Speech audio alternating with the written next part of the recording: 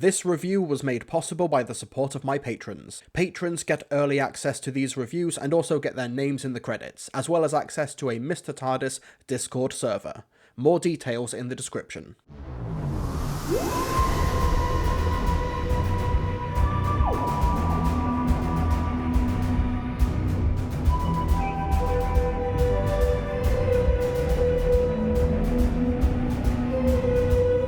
Now that we're a few chapters into Doctor Who Flux, I think it's safe to say that we've sussed out the format of this story now. We've got an unabashed prologue following a mostly standalone Sontaran war story, which is then followed by an info dump and world building. Chibnall is taking the well-worn writer's tradition of one for me, one for you. We've got a Flux story, then a Sontaran story, then a Flux story, then a Weeping Angel story, then...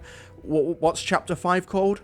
Oh yeah. Interesting approach, and we're not really going to know for another few weeks if it actually pays off, as we're being introduced to more characters in Once Upon Time that we'll revisit in the coming weeks. And at the very least, I admire the episode for going full on with its premise, by taking a trippy, twisty-turny, timey-wimey trip down our lead quartet's time stream, as well as introducing newcomer Belle. But we'll get to her later. I'd rather see an episode falter and fail trying to be this bonkers than bore me to tears or have nothing on its mind. So where does Once Upon Time fall on this scale?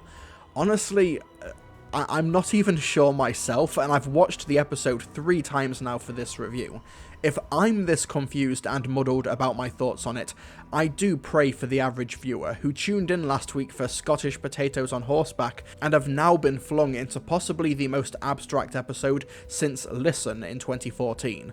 I will say though, in this episode's favour, I really like how the central premise and the main thrust of the story is trying to resolve the cliffhanger from last week. I enjoyed War of the Sontarans, but it did kind of sidestep the whole end of the universe angle and the destruction of the TARDIS as a result of the Flux at the end of the Halloween apocalypse, whereas Once Upon Time opens moments before Swarm clicks his fingers to send the force of time down on the captured Yaz and Vinder, with the 13th Doctor's thoughts racing for a solution which involves her bribing the architect, I mean bribing the editor, to make her significantly further away from Swarm than she was in the last episode, so she can place herself and Dan on the Maury platforms to share the energy of the time storm.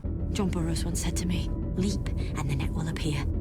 He was talking metaphorically, whereas right now...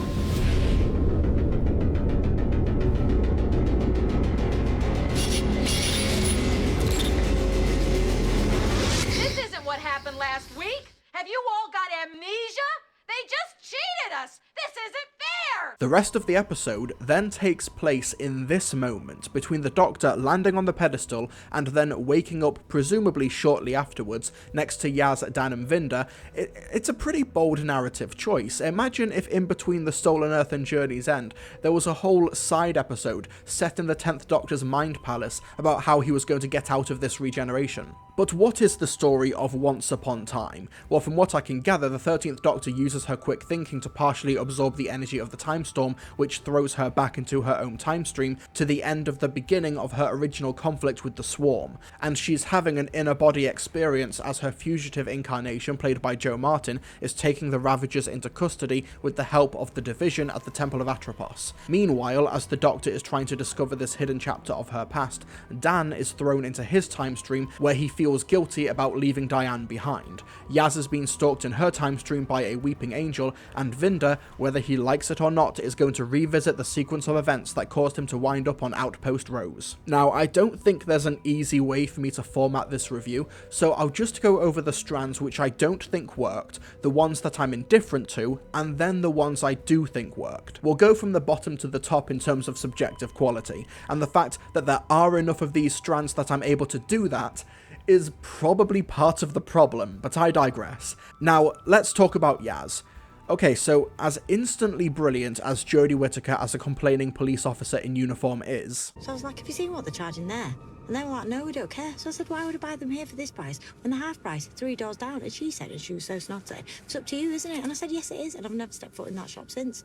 I mean, who's losing out? It's not even like I'm that bothered about Satsumas.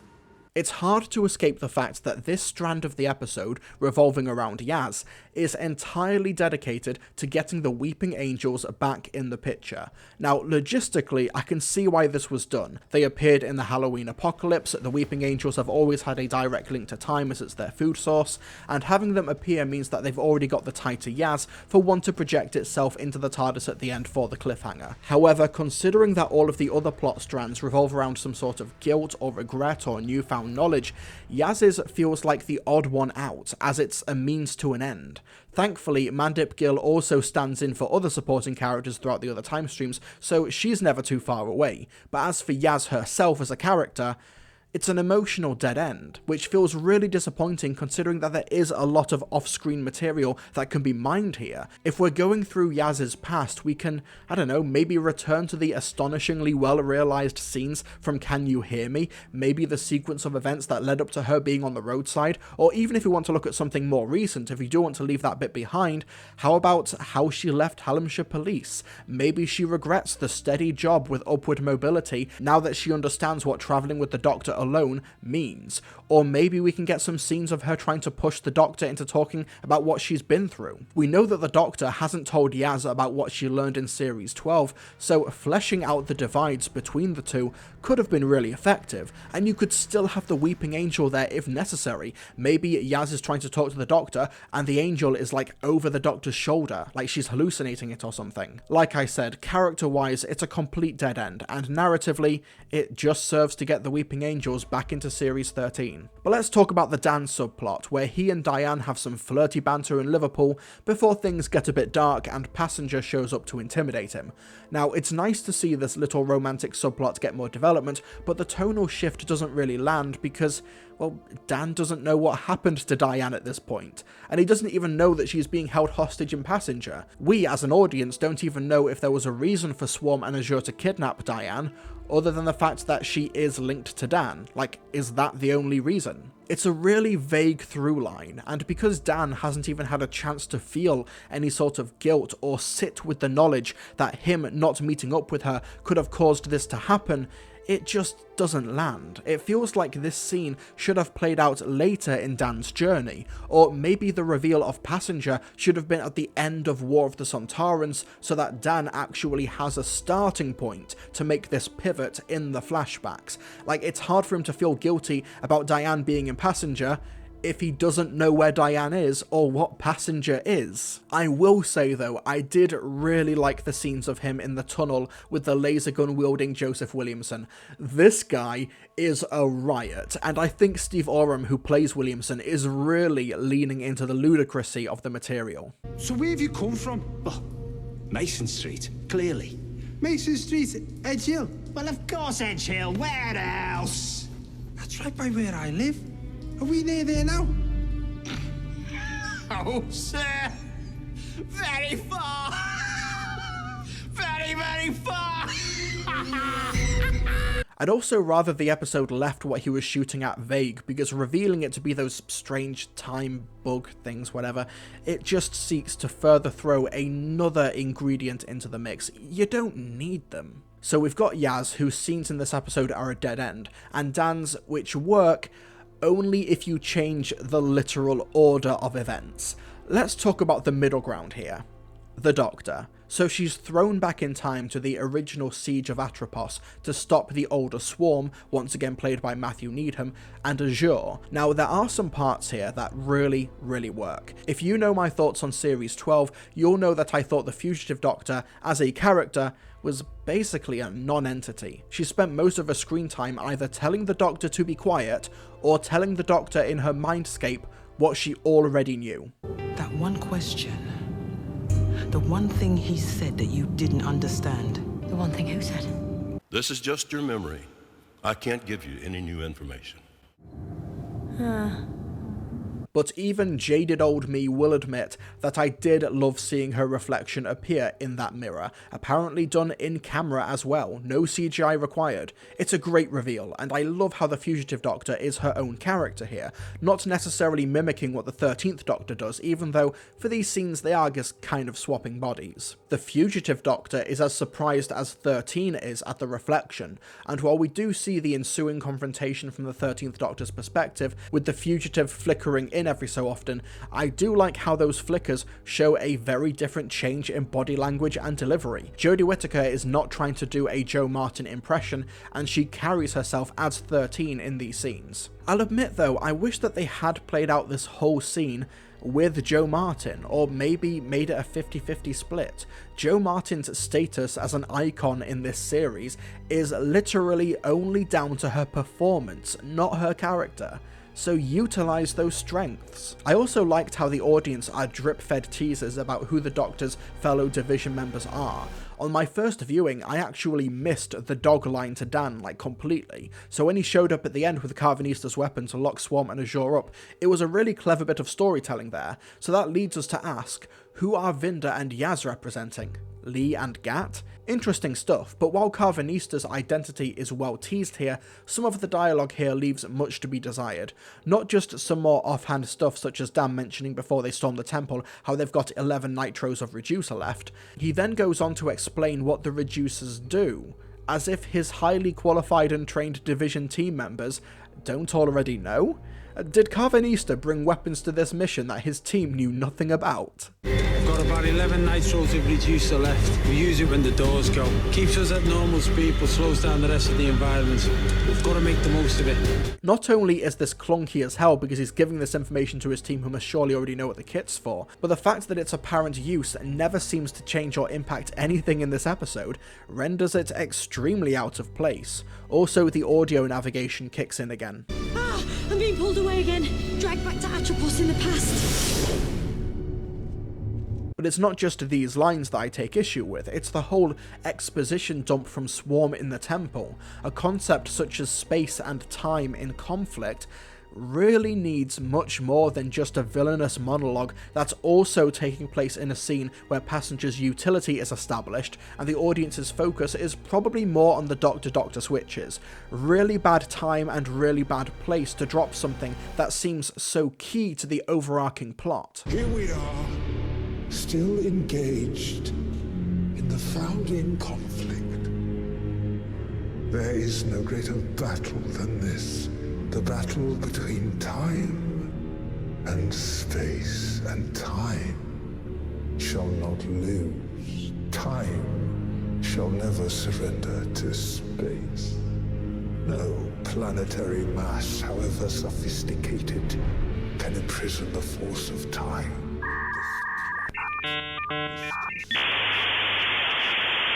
I've been watching the show for 16 years, have dived into the majority of the classic series, and even I have no bloody idea what he's talking about here. God help the casual viewer. And then when Barbara Flynn turns up to re-emphasize something we don't even understand, it feels like a wasted bit of screen time. I'm certain she'll be back, but here it just felt too much, especially when you take into account that this scene came off the back of the Maury trying to force the Doctor back to the present, but instead she gets sent to a time and a place that the audience has no context for. Like, where is she? We can't even focus on the exposition because we don't know where we are. Yeah, the Temple of Atropos with the Division, that's the past, we can figure that out.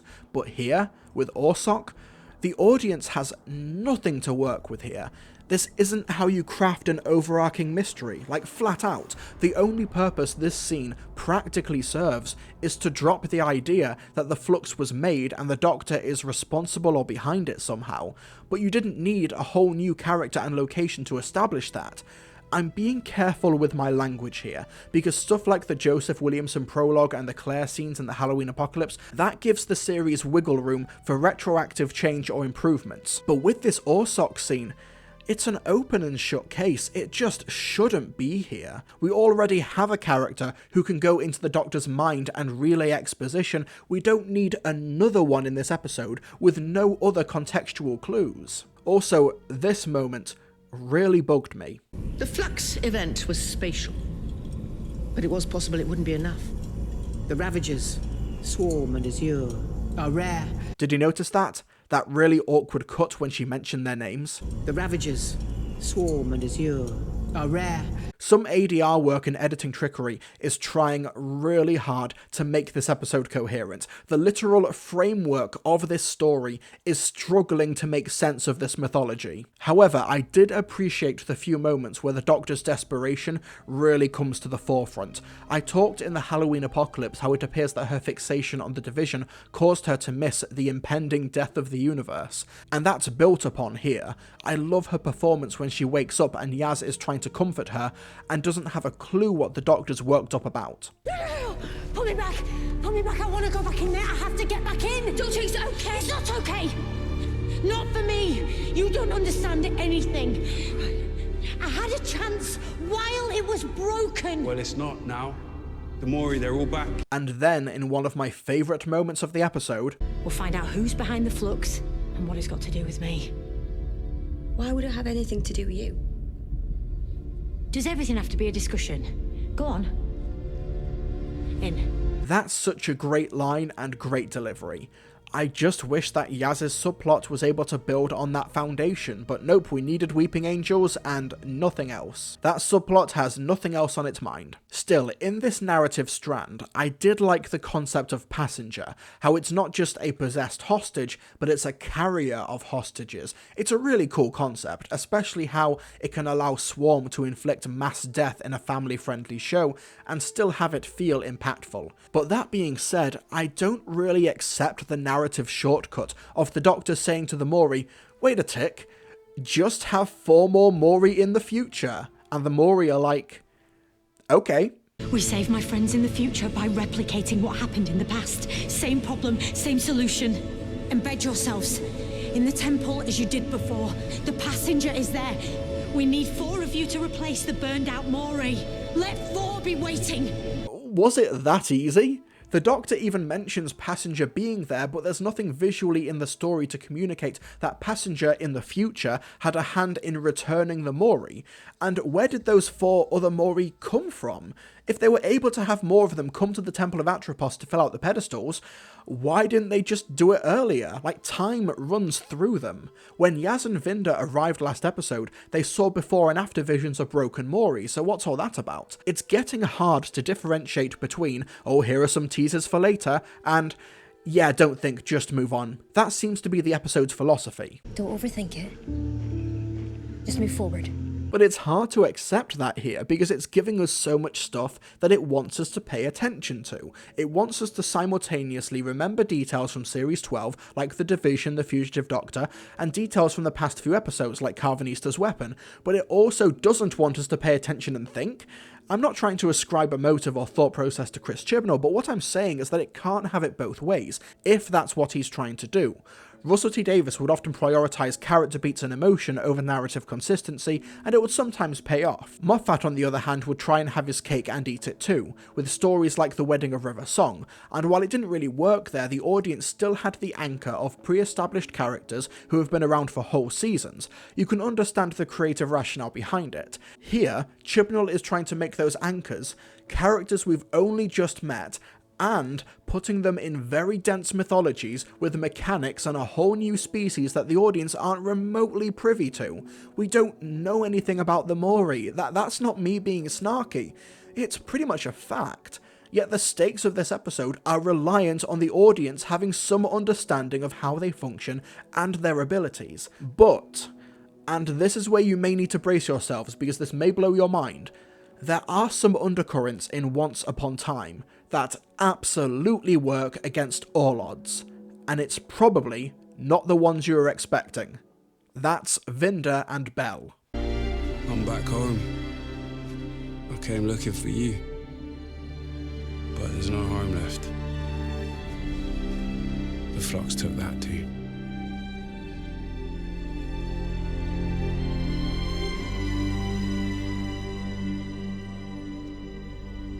But I'm not giving up. I'll find you. Whatever it takes. Let's talk about Vinder first. Now, once we get the clunky dialogue out of the way explaining an unseen mission that resulted in his promotion to be the right-hand man of the Grand Serpent, played by Craig Parkinson, we later see that this new gig is not what it's cracked up to be, as he's basically working for a mafia boss. A mafia boss with governmental ties. You understand this report will reach him if filed. There are processes, though, right? Other people see it. There are whistleblower protocols. Established by the Grand Serpent. Now, let's talk about the casting of Craig Parkinson. It's safe to say that his most well-known, or at least most highly viewed, role is playing Detective Inspector Cotton in Line of Duty, where for 3 whole seasons, this guy was working behind the scenes at the Metropolitan Police to help enable organised crime, and also attempted to frame one of the main characters. And for those of you who don't know, Line of Duty is a series that revolves around the police who police the police, making the corruption especially heinous. D.I. Cotton, stay right there. You do not have to say anything. However, it may harm your defense if you fail to mention something under questioning that you later go on to rely on in court. Now, I don't think it's a coincidence that he's playing a similar role here, as a government figure taking part in institutionalized corruption, and Vinder's role here as a whistleblower put on Outpost Rose for his own well-being and protection feels especially pertinent in a current political climate to those who oppose our current government's corruption. It's a good use of shorthand to make Vinder an immediately sympathetic figure, and Craig Parkinson's casting is great. The dude's super tall, and he's like 6.5 feet tall, and he's able to strike an intimidating figure, and I look forward to seeing him again over the next few weeks. This subplot falters slightly because, well, who on earth is Yaz taking the place of in these flashbacks? The key point of Vinder's whistleblow is that there's no recording, but there's another witness in the room to the incriminating conversations, so what's happened there? I do think this subplot, though, is carried by Jacob Anderson, who does a great job in these sequences as he's fighting back against the visions. So, here's a choice. I can submit this, or I could not submit this.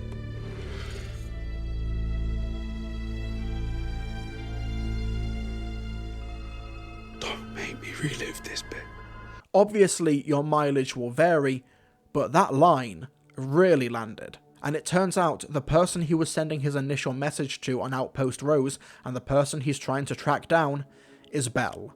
And these scenes are the head and shoulders highlight of the episode. Not only is Thadia Graham brilliant in this role, hopping from location to location as a scavenger, pilot, fighter, and a yearning mother-to-be, but she gives a lot of necessary context as to what's happening to the universe after the Flux. It appears that not all planets were destroyed by the Flux, but most life has been decimated, or taken another form, such as the Cybermen. The Daleks, the Cybermen, the Sontarans, they're fighting out over the spoils in this universe where, due to this horrific event, the bad guys have won, with Belle trying to find something to cling on to.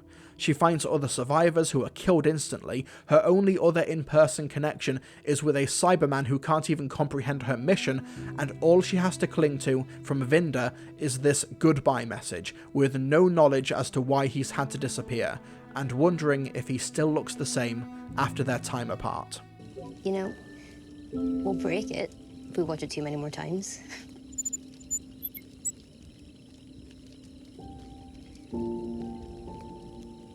Wonder if he looks different. Now, putting aside the logistics of how far along in Belle's pregnancy she is, considering that Vinder was on Outpost Rose for over 21,000 rotations, so like, how long is a rotation? Maybe neither of them are human? Questions for later. But yeah, I wonder what on earth could be effective or relevant about someone having to live through an apocalyptic-style event, isolated, and unable to see the ones they love outside of the confines of a video screen or pre-recorded messages, leaving cities quiet and empty. I wonder if he looks different, is probably one of the best lines of the revived series.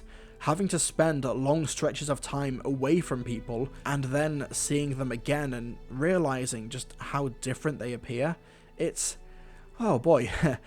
A few people have said that with Once Upon a Time, it was the first time they noticed this series was made during a pandemic, but they would refer to it in a practical sense, scenes with the same bubble of cast members, recycled locations, etc.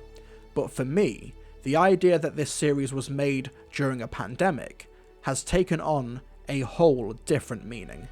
Even the acknowledgement that once it's all said and done, it will likely just revert right back to these massive, terrible forces fighting over the spoils once again. Incorrect. What? Love is not a mission. Love is an emotion. Emotions are not missions. And that's why you're dead on the floor, and I put you there. Love is the only mission. Idiot. I've watched this episode 3 times now. Everything else in this episode, I could take or leave it.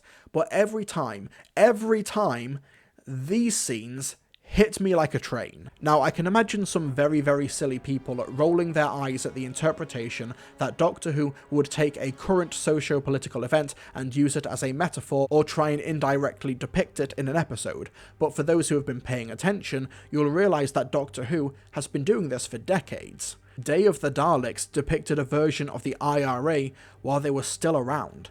Death to the Daleks recreates the rolling blackouts caused by the 3-day weeks of 1974. The Happiness Patrol took shots at Margaret Thatcher while she was in power. Not only is Doctor Who Flux's use of the pandemic as a springboard to tell an apocalypse story, if that is indeed the author intention, not only is that something that provides a good common framework for the viewer, but it's just the latest in a long line of Doctor Who stories to have done exactly the same thing.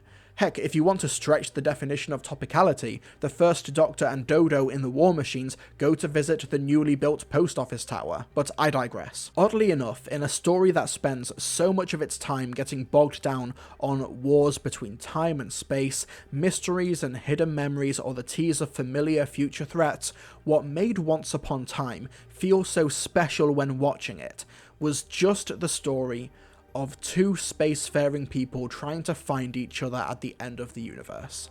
I hugely admire the episode for its ambition, especially how it's thrown newcomer director Azhar Salim into the deep end and given him Daleks, Cybermen, Weeping Angels, 2 Doctors, the Ravagers, and each main character gets their own branching story. This cannot have been easy to edit together or make it cohesive, but I think visually and structurally this episode does pull it off. Like I said, I've watched this episode 3 times and I have a lot of issues with it.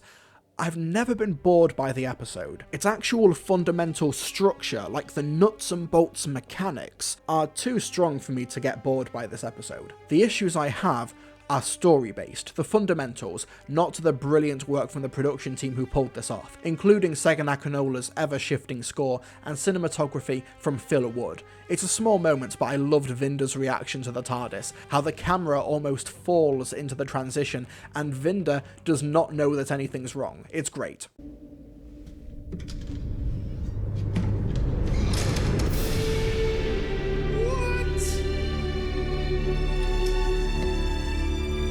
Is this a TARDIS? Once Upon a Time is an episode I admire, but I really can't say whether it works or not until the Flux story arc is done.